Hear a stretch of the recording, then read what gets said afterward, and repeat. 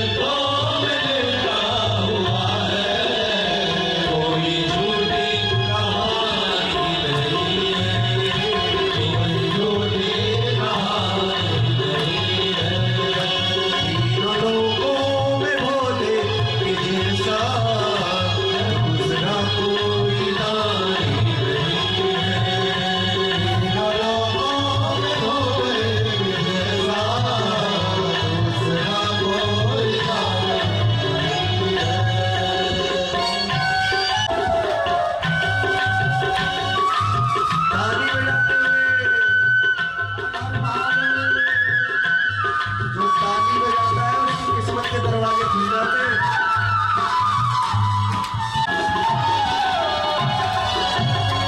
मेरी देवों ने जब शिव की माला देखी अमृत पिया विष का प्याला।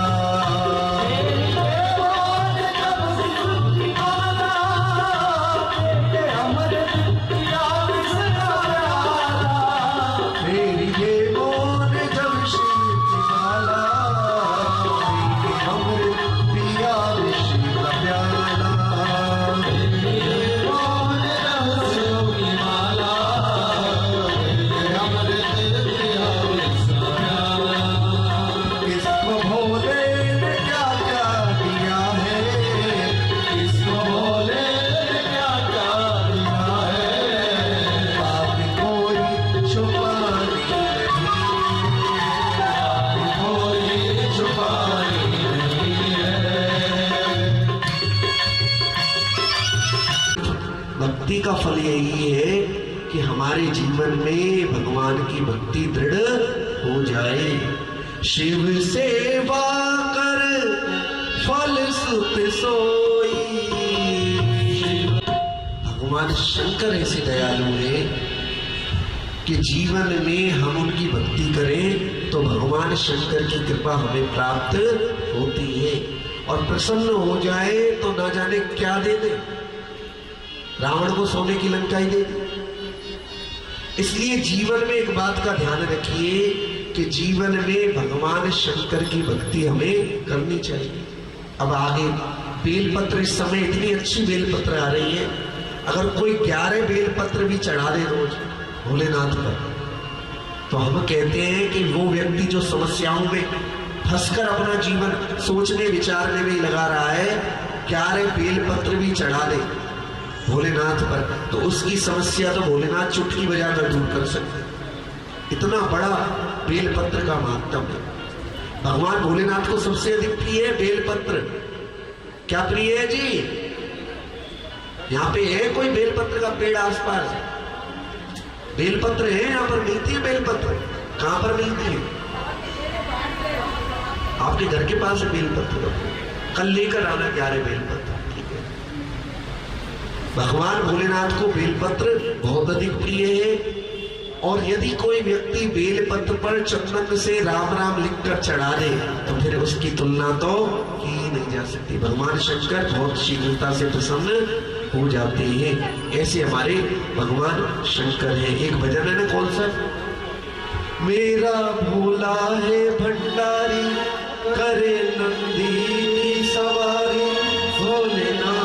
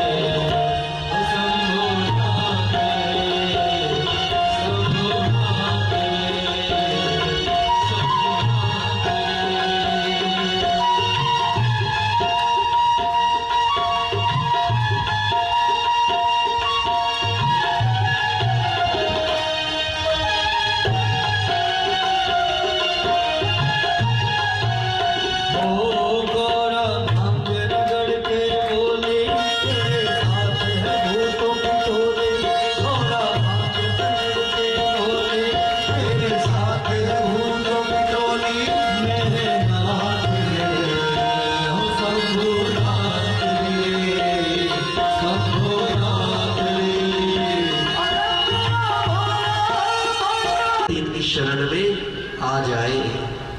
माताओं, आपको थोड़ा समय मिलता होगा, भाइयों को भी मिलता होगा, तो घर में प्रयास करें कि राम राम लिखा करो। राम राम लिखने से भगवान भोलेनाथ बहुत शीघ्र प्रसन्न होते हैं। कोई है जो लिखता हो इस पंडाल में राम राम लिखते हैं जो कॉपियों में? है कोई ऐसा भक्त? जब भी खाली समय मिले एक पेज कम से कम नियम बनाओ कि राम राम लिखना चाहिए, बहुत फल मिलता है। यदि 1.25 लाख राम नाम आप अपने घर में रखो, कहीं पर भी रखो, बड़ा फल मिलता है उसका, क्योंकि भगवान का नाम अनंत है, उसकी महिमा अनंत है लिखे हुए, और अपने हाथों से लिखकर रखो तो उसका तो बहुत ही ज्यादा पुण्य है। बहुत ज्यादा फल मिलता है। इसलिए जब भी समय मिले, हमारी बुजुर्ग माताएं हैं जो टीवी के अंदर सीरियल देखती है, सीरियल को बंद करो और भगवान भोलेनाथ की भक्ति में लग जाओ। हंसने की बात नहीं, क्योंकि ये जीवन बहुत भगवान की कृपा से मिला है। आज से टीवी को बिल्कुल बंद कर दो और भगवान के भजन में लीन हो जाओ, भगवान की भक्ति करने का प्रयास करो। कि ये संसार एक नाटक है, नाटक में ही नाटक देखना, नाटक से तो दूर जाने का प्रयास करना चाहिए, नाटक से भगवान भोलेनाथ के कैलाश पर जाने का प्रयास करना चाहिए। लेकिन यदि नाटक में ही नाटक बना दिया तो फिर ये जीवन किस काम का? 4 दिन की जिंदगी। इसलिए प्रयास कीजिए कि भगवान भोलेनाथ की भक्ति हमारे जीवन में आती है। ऐसा भगवान शंकर का आशीर्वाद, जो भगवान की भक्ति करेंगे वह जीवन में भगवान की कृपा से करेंगे। आगे श्रीमद् भागवत कथा में ध्रुव जी का चरित्र है। राजा उत्तानपाद है, जिनकी 2 रानियां हैं, रानी सुनीति और रानी सुरुचि। एक बार बालक ध्रुव खेलते खेलते अपने पिता उत्तानपाद की गोद में बैठ गए। माता सुरुचि को बहुत बुरा लगा और माता सुरुचि ने राजा उत्तानपाद की गोद में छोटे से बालक बैठे हुए को नीचे उतार कर खड़ा कर दिया। ध्रुव जी को बहुत बुरा लगा और रोते रोते अपनी माता सुनीति के पास पहुंच गए। लेकिन धन्य है माता सुनीति, एक शब्द भी माता सुरुचि के विरोध में नहीं कहा। कहने लगी, बेटा तेरी मां सुरुचि धन्य है, क्योंकि उसने तुझे ऐसी गोद बता दी है कि जिस गोद में बैठने के बाद फिर उतरना नहीं पड़ता। ध्रुव जी पूछने लगे, मां वह गोद कौन सी है? माता सुनीति कहने लगी, वह गोद है भगवान की गोद। पूछने लगे ध्रुव कि भगवान कैसे मिलेंगे? और माता ने क्या कहा, हरि व्यापक सर्वत्र समाना, हरि व्यापक सर्वत्र समाना, प्रेम प्रगट होई में जाना, प्रेम प्रगट होई में जाना। हरि व्यापक है, सर्वत्र है, लेकिन प्रकट कैसे होते हैं? प्रेम से। प्रेम क्या होता है? मैं कहते हैं स्वार्थ को, मैं कहते हैं स्वार्थ को, और प्रेम को प्रेम ना कहकर प्रेम क्यों? प्रेम परे और मैं यानी स्वार्थ से परे रहना, यही प्रेम है। भगवान शंकर के मंदिर में गए, पिलपिले केला चढ़ा दिए और भोलेनाथ पूरे घर में सुख शांति हो, खूब धन आए और सब चीज मिल जाए। 2 जोड़े वाले केले होते ना, जिन्हें कोई नहीं खाता घर में, वो भी भगवान भोलेनाथ के अंदर पर ही जाकर चढ़ाए जाते हैं। तो जीवन में करना बहुत कम और मांगना ज्यादा, इसे कहते हैं स्वार्थ। एक बात हमने अनुभव की कि भगवान से जब मांगोगे तो उतना ही मिलेगा जितना मांगोगे, लेकिन जब भगवान से कुछ नहीं मांगोगे तो भगवान बिना मांगे ही सब कुछ दे देंगे। ये बात तो बहुत साधारण सी बात है। हमारे घर में यदि नौकर हो और एक नौकर ऐसा है जो काम तो बहुत करता है लेकिन मांगता कुछ नहीं, तनख्वाह तो मांगता है लेकिन वैसे कुछ उसकी इच्छा नहीं, और एक ऐसा है मालिक ने उस दिन 1 घंटे झाड़ू लगाई थी मैंने, उसके भी दे दो। उस दिन आपने वहां भेजा था ना मुझे सामान लेकर, उसके भी दे दो। तो जब ऐसा व्यक्ति टकराता है तो उसकी जो लालचीपना होता है उससे मन खट्टा हो जाता है। अरे ये तो बात बात में मांग रहा है, छोटी छोटी बातों पे। तो आप किसको देना पसंद करोगे, लालची को या जो कुछ नहीं मांगता उसको? बताइए। जो कुछ नहीं मांगता उसे ज्यादा देने का मन करता है, इसका स्वार्थ तो ये है ना, इसलिए इसे ज्यादा दो, और जो मांगता है उसे देने का मन नहीं करता। ऐसे ही भगवान का नियम है, यदि हम भगवान के भक्त हैं तो भगवान को सब पता है क्या देना है क्या नहीं देना है। इसलिए भगवान से मांगने की आवश्यकता नहीं है। भगवान के प्रेमी बनिए, भगवान के सामने स्वार्थी मत बनिए। क्यों? क्योंकि भगवान तो चींटी के पैरों में बंधे हुए घुंघरू की आवाज को भी सुन लेते। अगर चींटी के पैर में घुंघरू बांध दिया जाए तो उसकी आवाज को भी सुन लेते हैं। तो क्या आपके और हमारे हृदय की भावनाओं को नहीं सुनते? कहीं क्या नहीं सुनते? सुनते। लेकिन कब सुनते हैं? जब हमारा भगवान से कोई भी स्वार्थ नहीं होता। जीवन में जब चाह करोगे ना वही चीज देते करेंगे। अभी पिछली कथा चल रही थी, पंडित जी कौन सी कथा थी? पश्चिम बिहारी की थी या उससे पहले विकासपुरी की कथा थी? जब हम उस दिन हमने कहा कि भाई वृंदावन का जब ठाकुर जी कहीं ना कहीं से प्रसाद भेजेंगे, सुंदर बिहार की, पश्चिम बिहार की कथा, हमने भाव में भरकर कह दिया कि ठाकुर जी बड़े दयालु हैं, बांके बिहारी, और प्रसाद पेड़े अगर आप भगवान की भक्ति करोगे तो आपको पेड़े ही खिलाएंगे। नजफगढ़ पहुंच गए, लास्ट मेट्रो स्टेशन, एक पंडित जी बैठे हुए मिले, टीका लगा रखा था, उम्र भी कम थी, और उनके पास जाकर बात करने का मन किया। कहाँ से हो? कि जी मथुरा से, हमारी माता जी वहीं की है। और डिब्बा निकाला अपने झोले में से, जी वृंदावन से आ रहा हूं, ये लो पेड़े को। आधा पेड़ा पंडित जी को, आधा पेड़ा हमें। हम तो आश्चर्य में डूब गए। मेट्रो चल रही है दिल्ली में, और दिल्ली में लास्ट स्टेशन पे बिल्कुल 2 मिनट पहले मिले और डब्बा निकाल दिया उसमें से, लो जी वृंदावन गया था, आप भी प्रसाद खाओ। कमाल हो गए। भगवान सबकी सुनते, आपके लिए और हमारे लिए सुलभ है। लेकिन इसका अर्थ ये बिल्कुल नहीं कि हम भक्त हैं। कहीं ये सोचो कि भगवान ने भक्ति के कारण पेड़ा दे दिए। ये तो भगवान ने अपनी लीला दिखाई, हम भक्त नहीं है। भगवान ने अपनी लीला दिखाई कि तुम पेड़ों की बात कर रहे थे तो तुम्हें पेड़ा ही खिलाते हैं। इसलिए भगवान बड़े दयालु है। जब हमारे जैसे साधारण व्यक्ति की बात को सुन लेते हैं तो क्या आप जैसे भक्तों की बात को नहीं सुनते? सुनते हैं। लेकिन अपने स्वार्थ को त्याग दो। मेरी चाही मत करो, मैं मूर्ख नादान, तेरी चाही में ही है कान्हा मेरो कल्याण। इसलिए अपनी इच्छा भगवान की इच्छा में मिला दो। केजी में गुरु जी बिल्कुल बात नहीं मानता, पढ़ता क्या होगा, इसका भविष्य क्या बनेगा? कमाल हो।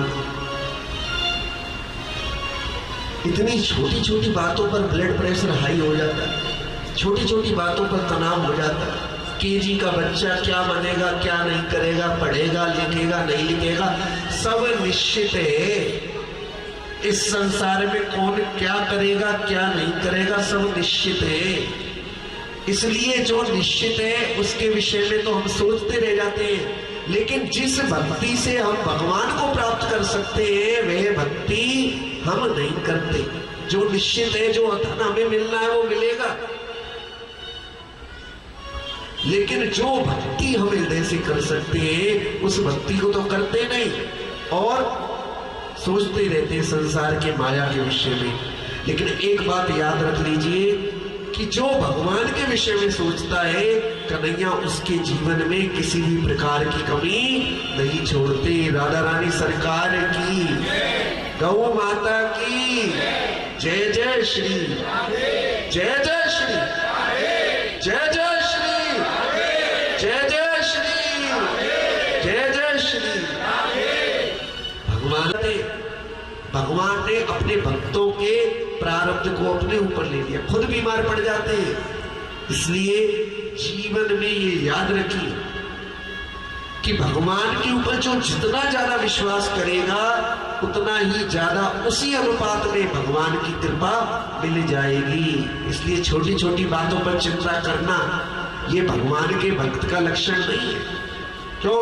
भगवान का भक्त कैसा होता है? संतुष्टे सततम योगी यतात्मा दृढ़ निश्चय मयि अर्पित मनोबुद्धि यो मद भक्त समे प्रिया तुल्य निंदा स्तुति मौनी संतुष्टो ये के निचित एनिकीते स्थिरमति भक्तिमान में प्रियो नरा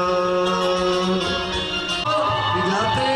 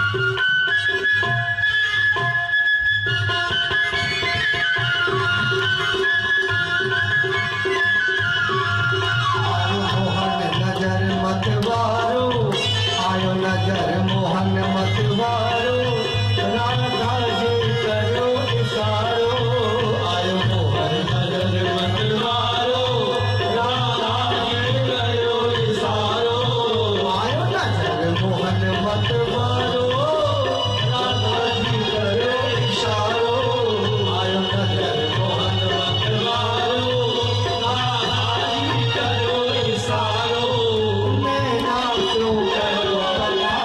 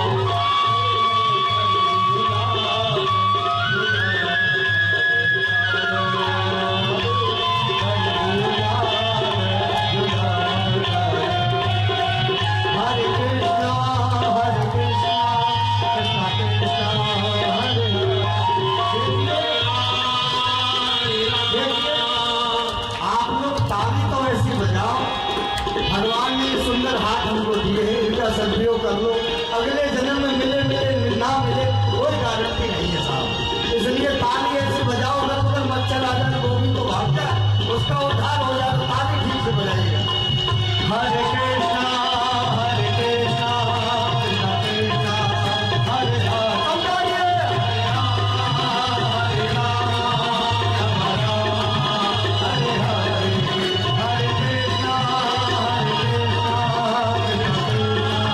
हरे हरे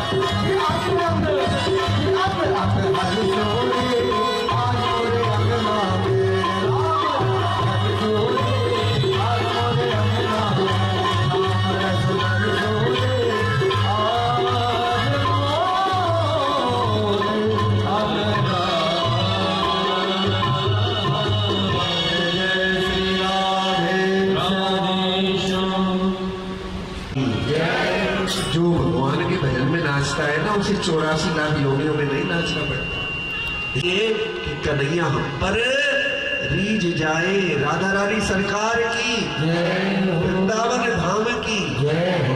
अभी एक भक्त भी आपके सामने भजन प्रस्तुत करेंगे, जब तक हम ध्रुव चरित्र को पूरा कर दें। ध्रुव जी को बहुत समझाया लेकिन ना माने, जंगल की राह पर चल पड़े और जब जंगल में पहुंचे तो वहां पर उन्हें सदगुरुदेव नारद जी के दर्शन। जब एक भक्त भगवान की भक्ति के मार्ग को पकड़ लेता है तो भगवान उसके लिए गुरुदेव की व्यवस्था करते हैं। जीवन में हर रूप में भगवान है।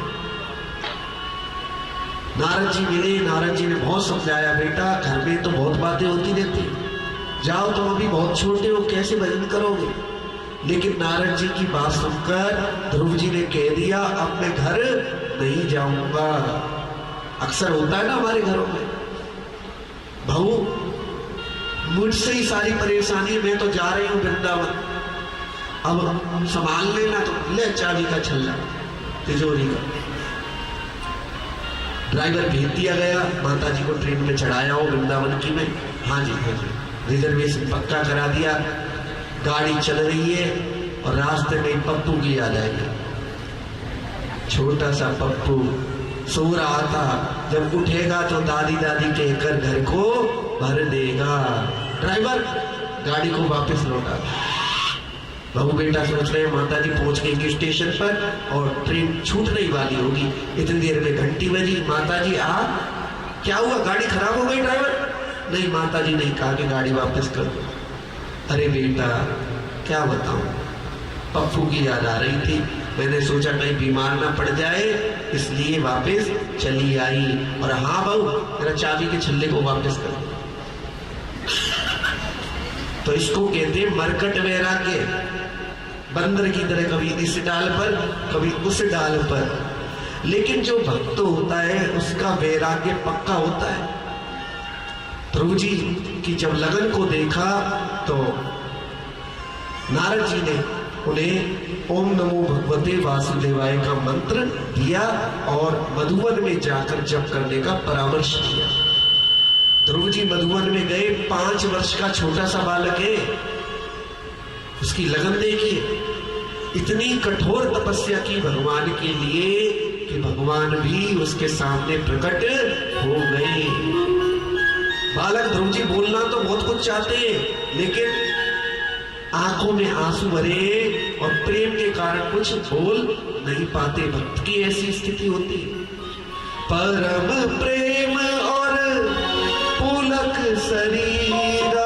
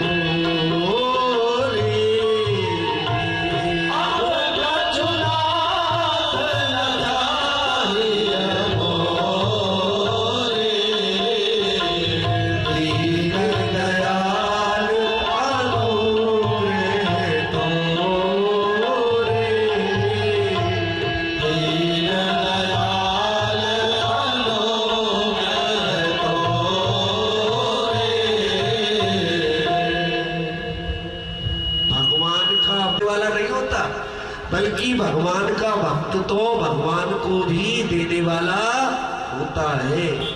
इसलिए जीवन में याद रखिए, भगवान के सामने भक्ति कीजिए, फल की आशा न रखिए। गुरुजी आपको पता है, मैं वहां पर गई, इतना मैंने गरीब लोगों को भोजन किया, भोजन कराया। मैं वहां पे गई, इतनी साड़ियां बंटवाई मैंने। जीवन में एक बात को ध्यान रखिए, पुण्य को हमेशा छुपाना चाहिए और पाप को हमेशा बताना चाहिए। पुण्य बताने से घटते हैं और पाप बताने से घटते हैं। अगर पापों की चर्चा करोगे, मैंने ये गलतियां की, तो वो पाप घट जाएंगे। और पुण्य करके और पुण्य को बता दिया तो वो पुण्य भी धीरे धीरे घटते हुए चले जाएंगे। इसलिए जीवन में नेकी कर और दरिया में डाल। जब नेकी करके दरिया में डालते रहोगे तो एक दिन याद रखना कि जब नाव भंवर में फंसेगी तो वही नेकी जो दरिया में डाली थी वही नाव का रूप धारण कर लेगी और उस दरिया में आपको डूबने नहीं देगी। जीवन में अच्छाई लौट कर आती है। इसलिए जीवन में हमेशा ध्यान रखिए कि अच्छे कर्मों को छुपाइए। अपनी अच्छाई का बखान अपने मुख से कभी नहीं करना चाहिए, पुण्य नष्ट होते। जो व्यक्ति खुद की प्रशंसा करता है उसके पुण्य उसी क्षण नष्ट हो जाते। मैंने बड़ी मेहनत की, मैंने ये किया, मैंने वो किया, मैंने ये बनवाया, वो करा, वहां पर जाकर ये किया, कुछ नहीं है। जीवन में अपने आप को कर्ता ना मानो, जीवन में अपने आप को भगवान की कृपा का पात्र मानो। गौशाला चल रही है ये भगवान की कृपा है, नहीं तो ना जाने कितने लोगों को पैदा करते हैं जो गौशाला संभालते। इसमें किसी व्यक्ति का योगदान नहीं है, इसमें तो भगवान की कृपा ही कार्य करती है। नारायण सृष्टि में 600 करोड़ आदमी है। इस सृष्टि में कितने आदमी? 600 करोड़।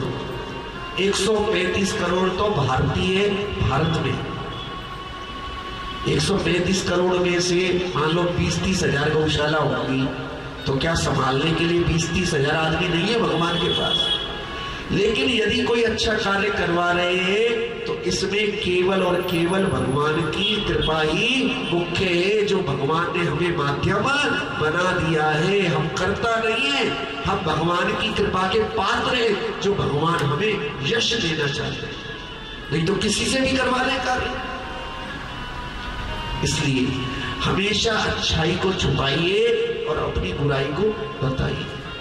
हमारे एक मित्र कहने लगे, भाई साहब हम वृक्षारोपण अभियान चलाते हैं तो जब गड्ढा खोदने की बारी आती तब तो कोई नहीं आता, और जैसे ही गड्ढा खुदकर तैयार होता है और वहां पे पेड़ लगाने के लिए थैली फाड़ दी जाती है और उसमें रख देते हैं मिट्टी के अंदर, तो चारों तरफ से वो हाथ लगाकर और फोटो खिंचवाने के लिए वहां पर बहुत सारे लोग आ जाते हैं। ऐसे ना बनिए, नकली मत बनिए, असली बनिए।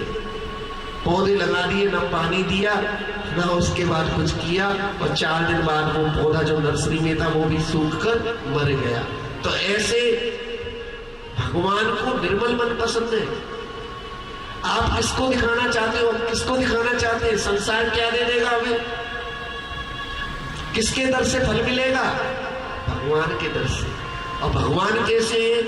जो चींटी तक के पैरों में बंधे हुए घुंघरू की आवाज को सुन लेते हैं। इसलिए जीवन में जो कुछ करना है कन्हैया की कृपा के लिए करना है, कन्हैया को प्रसन्न करने के लिए करना है। राधा रानी सरकार की, गौ माता की। अब ये मत कह देना जयकारा लगाकर हम दिखाना नहीं चाहते।